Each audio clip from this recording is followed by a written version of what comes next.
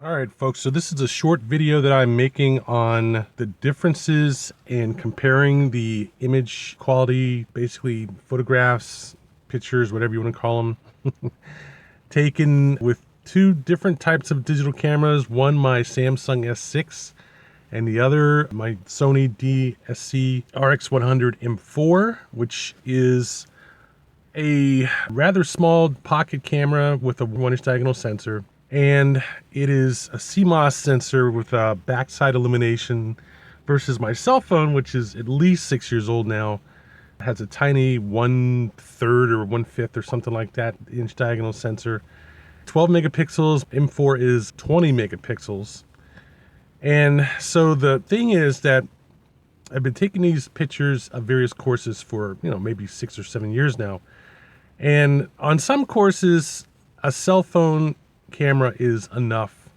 In some lighting conditions, some courses, depending on what kind of shots you're taking, whether it's, a wide angle landscape shot with lots of detail and lots of dynamic range, light dynamic range and color dynamic range and so forth, or whether it's a close-in shot where really there isn't a whole lot of fine detail, and a cell phone camera with low resolution and a lot of noise reduction and so forth can take an adequate picture.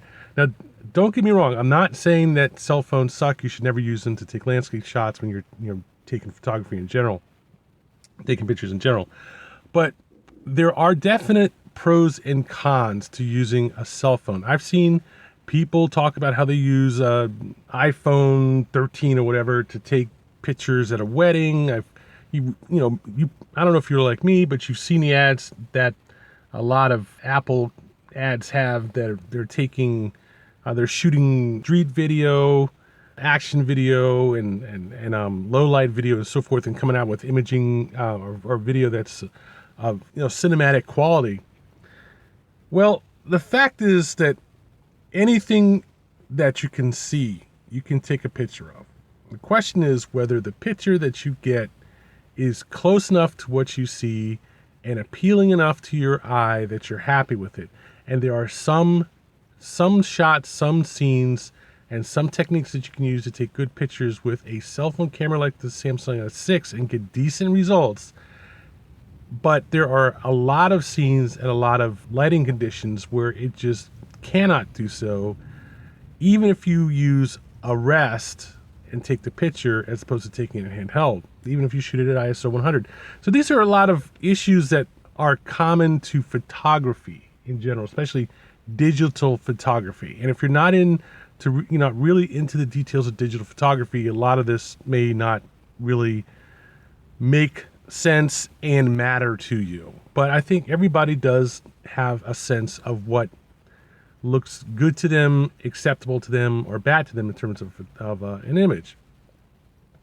A pro photographer is basically paid to take good images, not necessarily to take the most interesting images, but at least to have good image quality in the images they take.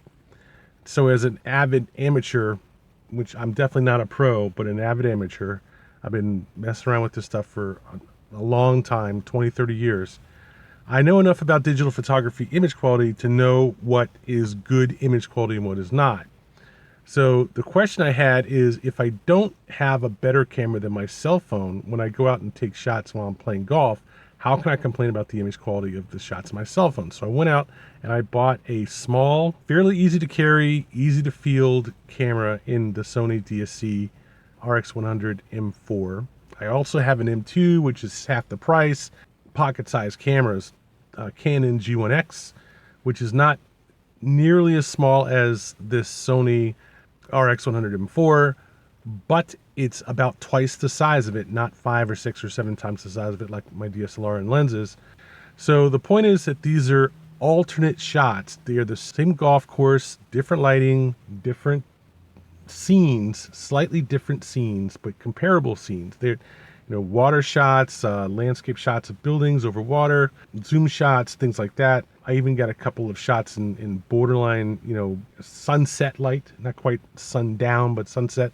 I still could take a decent shot at ISO 100, but it was still going to be a challenge to have it at a decent exposure, which was going to give me a fairly steady image. So this camera, the RX100M4, does not have optical IS. Neither does my cell phone camera. So I would say one of the big things that you see in these shots is both cameras have a lot of noise reduction.